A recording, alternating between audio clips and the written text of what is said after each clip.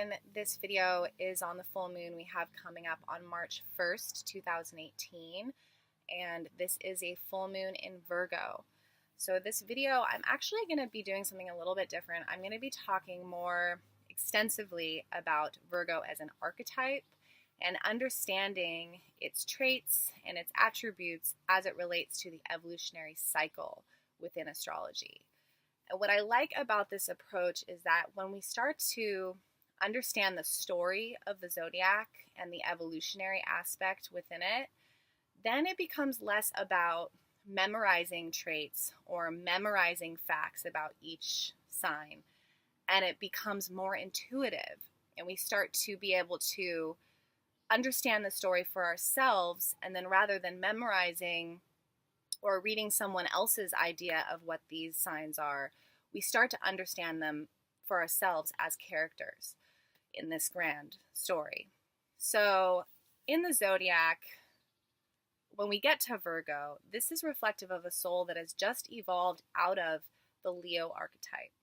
And Leo is this part of the zodiac or the evolutionary journey of the soul, where Leo was really focused on self-love and expression. So it does have this very childlike quality. If you can imagine, when we're talking about Leo, the child who runs out of the bathtub and runs into the living room and jumps out and is like, ta-da! You know, this adorable naked little kid who has no idea that they might be making other people uncomfortable because they love themselves and they don't have shame yet and they haven't learned to be self-critical. They don't even know what that is. They love themselves and they want to show other people. And so that's how we can forgive Leo for this sometimes ego overinflation as it can come off, or this very self-centered desire to kind of constantly be performing and constantly showing the world who they are, because that's a whole other video, but that's exactly what Leo is here to do. However, Virgo, transferring out of that space, Virgo is here to strip away this overinflated sense of self. Virgo realizes, I have only been expressing the parts of myself that I want other people to see back in Leo, but there's all these other parts of myself that aren't perfect and aren't pure and really need work. So that's why Virgo is known to be critical. It's really discernment. Virgo looks at itself and everything else as, well, it's measuring itself up against godly perfection. Virgo opposes Pisces. So Virgo inherently knows what godlike perfection is, and they're always sort of trying to achieve that within themselves and what they put out into the world, their home. That's why a Virgo, you can spend all day cleaning the bathroom, and then the Virgo will come home and they could clean it again because they will see the parts that are still less than perfect. So when we understand this about Virgo, we can understand why they're thought to be critical. And when we understand that, we can look at how we're feeling during this full moon. We're really looking at aspects of our life that are less than perfect, less than godlike, and we're taking that detail-oriented approach to then scrub it clean, get things in line, get things in order, and Virgo is not afraid to do the work. Virgo is very hardworking. They really dedicate themselves to mastering this higher state of achievement, this higher state of perfection. This is also the house associated with service to others. And once again, rather than just saying that, we can look at why. Back in Leo, because it was the evolutionary intent was self-actualization, things were very self-oriented. But then once we evolve into Virgo, Virgo understands that taking care of the needs of others and service to humanity is actually very important as well. So there could be those themes coming up as well. You might be noticing areas of your life where you have been a little bit too self-oriented and where you could open up that awareness and that scope to being of service. This is also the house of health. This is the house where we look at dietary habits and fine-tuning those areas of our life.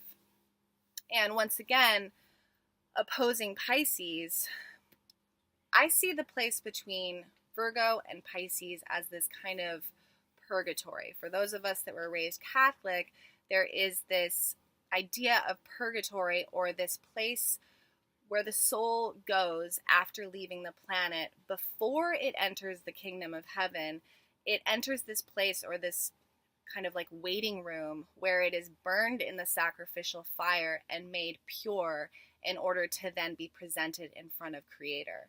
So whether or not we take that story to be symbolic or real doesn't really matter. We can use it as an analogy for what the Virgo medicine really is. It is this purification, this scrubbing down of the soul until it sparkles and it's pure. That's why we associate Virgo with the color white. It is this detox, eliminating these toxic elements.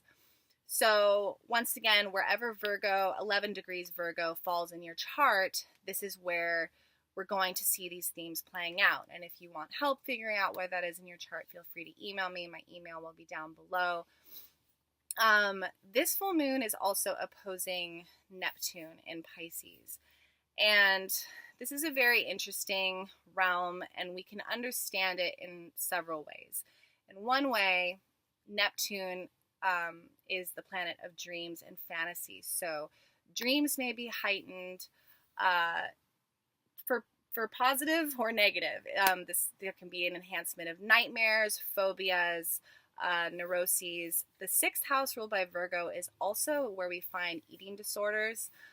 This would be a negatively expressed playing out of achieving perfection of a godlike state, aka a supermodel or whatever, through over displaying of this critical control of food and fasting.